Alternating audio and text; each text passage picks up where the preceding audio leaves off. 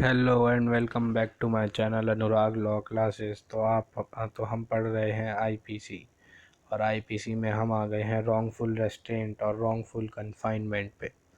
तो हम पढ़ेंगे आज पहले रॉन्गफुल रेस्ट्रेंट, जो हमें बता रखा है सेक्शन 339 में। तो हम आइए पढ़ते हैं रॉन्गफुल रेस्ट्रेंट।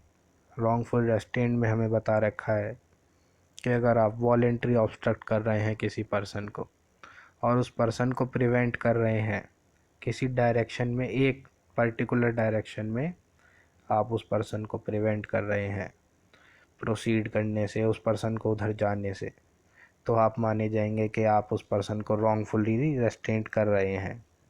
इसमें हमें एक एक्सेप्शन भी दे रखा है।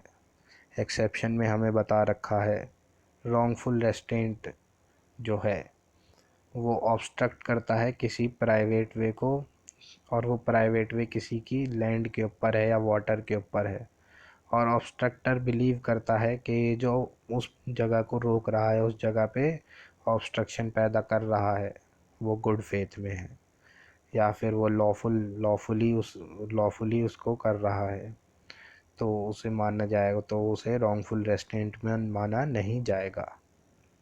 सेक्शन 340 आ जाते हैं। सेक्शन 340 में हमें बता रखा है रॉन्गफुल कन्फाइनमेंट। रॉन्गफुल कन्फाइनमेंट में हमें बता रखा है कि आप किसी पर्सन को रेस्ट्रेंट करते हैं, इस तरीके से आप उस पर्सन को रेस्ट्रेंट कर रहे हैं कि वो प्रिवेंट होता है पर्सन, और वो एक लिमिट के आगे नहीं जा पाता है, तो आपको रॉन्गफुल कन्फाइनमेंट में लायबल माना जाएगा। रॉन्गफुल कन्फाइनमेंट एक इस तरीके का रॉन्गफुल रेस्ट्रेंट होता है जिसमें कि आपको टोटली रेस्ट्रेन कर दिया जाता है, और विक्टिम को कहीं भी अलाउ नहीं होता है प्रोसीड करने के लिए किसी भी डायरेक्शन में।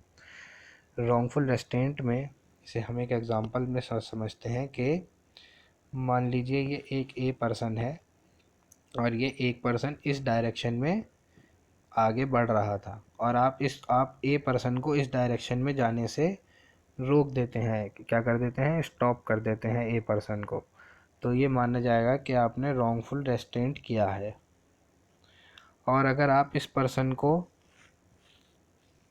कहीं भी नहीं जाने देते, ना इधर जाने देते, ना इधर जाने देते, ना इधर जाने देते, तो ये माना जाएगा कि आपने इसे रॉन्गफुल कन्फाइनमेंट किया है।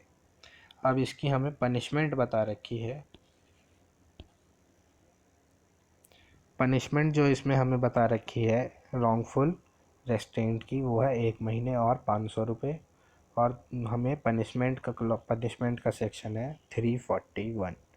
342 में हमें रॉन्गफुल कन्फाइनमेंट की पनिशमेंट बता रखी है, जो कि है 1 साल। 1 साल इसकी पनिशमेंट हमें बता रखी है। और इसमें अगर आप रॉन्गफुल कन्फाइनमेंट करते हैं 3 से ज़्यादा दिन के लिए, तो आपको 2 साल की सज़ा होगी, और अगर आप 10 दिन से ज़्यादा करते हैं रॉन्गफुल कन्फाइनमेंट, तो आपको 3 साल की सज़ा होगी। ठीक है। और इसमें हमें बता रखा है कि अगर आप रॉन्गफुल कन्फाइनमेंट कर रहे हैं किसी पर्सन का, और उसकी लिबरेशन की रिट जो है इशू कर दी गई है, और आप उस पर्सन को रॉन्गफुली कन्फाइन कर रहे हैं, तो आपको इस सेक्शन के अंदर लायबल किया जाएगा, और आपको 2 साल की सज़ा दी जाएगी। 346 में हमें बता रखा है, सेक्शन नंबर 346 में हमें बता रखा है कि अगर आप रॉन्गफुल कन्फाइनमेंट करते हैं सीक्रेट में, तो आपको 2 साल की सज़ा होगी।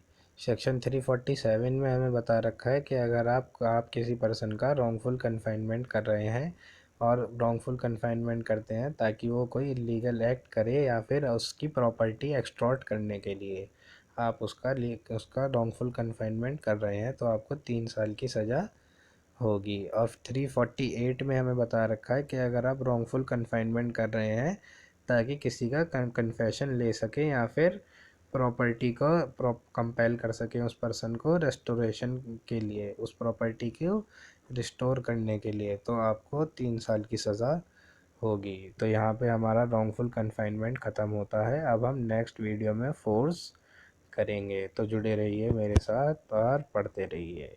Thank you.